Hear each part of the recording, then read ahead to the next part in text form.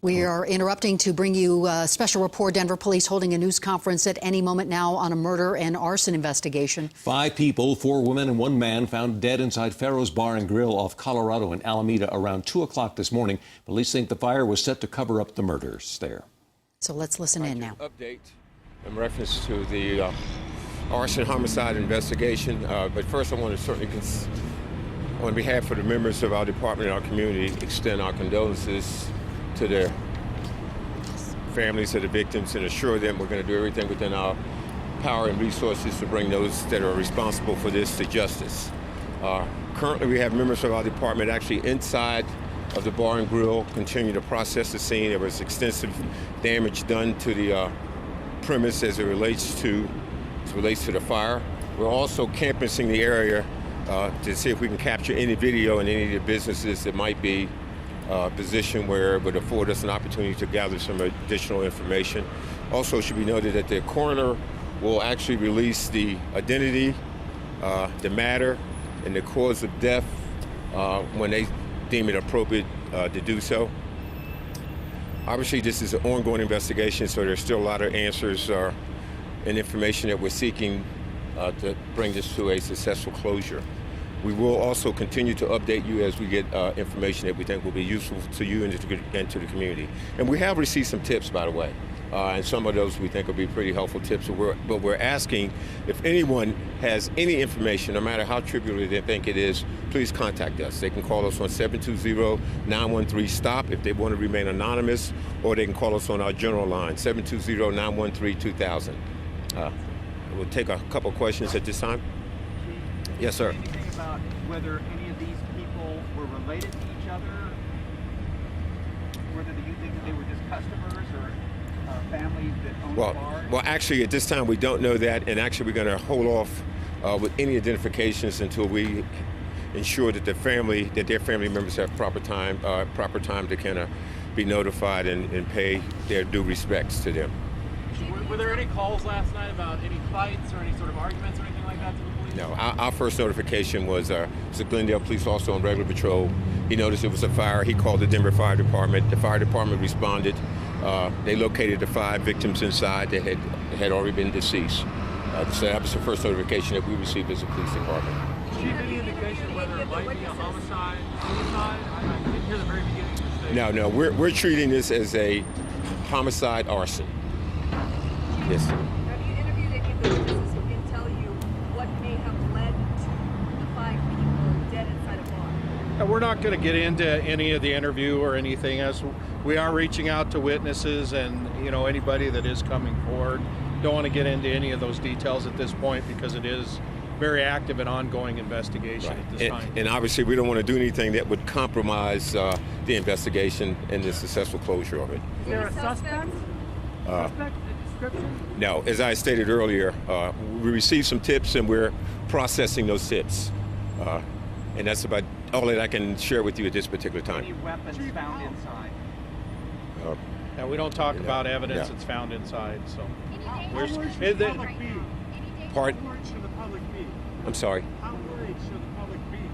Well, it's an ongoing investigation. Obviously, we don't really have all the particulars as relates to who did this at this particular time. We like to think it was an isolated incident, but that I can't say that with any certainty. And so it's obviously important that, and that's why it's so important if anyone has any information remotely or how trivial they think it is, to make sure that they call us, provide us that information on those numbers that I gave you. Some of the residents that live right behind. 5 people dead in your city at one time. What is your reaction? I mean, I know you come from the big cities like D.C. We typically don't see this much at one time.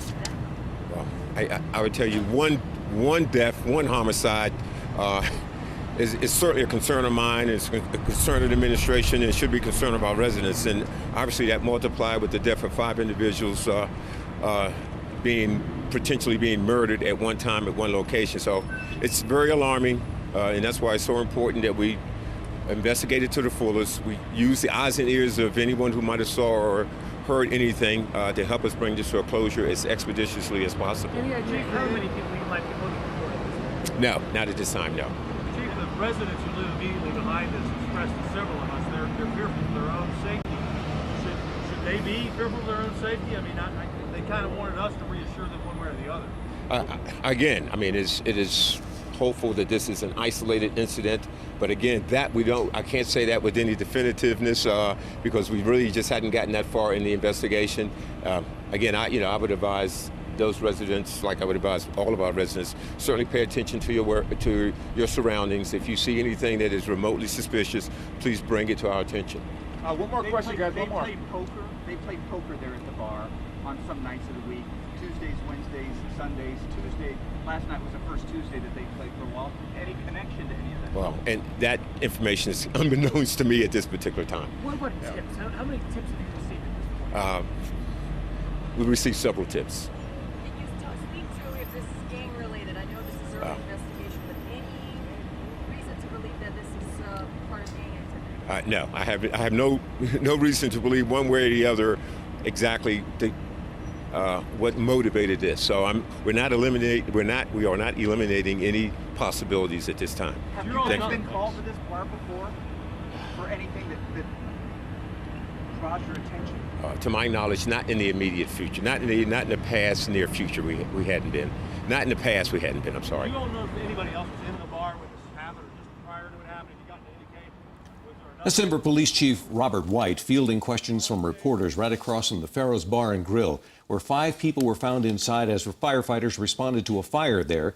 The 5 people who were inside, 4 women and 1 man, all had other injuries, according to those who have witnessed all of this. And at this point in time, they feel that they are dealing with a homicide arson, according to the chief, as he was telling us just a moment ago. Yeah, is it isolated? He doesn't know. I think they're really grasping for some information right now, really hoping that someone will come forward with information, with tips. They're also scanning the neighborhood to see if there are any video cameras that people had working last night that might give them some indication. Just to give you a little perspective on where this is, it's just on Colorado Boulevard. The exact address is 357 South Colorado Boulevard, so it's at about Colorado and Alameda. And so really they're asking for people's help right now and trying to give them some answers. Again, there's a picture of the bar itself. You see the mobile crime lab there. It actually is situated between, this is a strip mall right in there. There is a check cashing operation on one side, and on the other side is a tailor.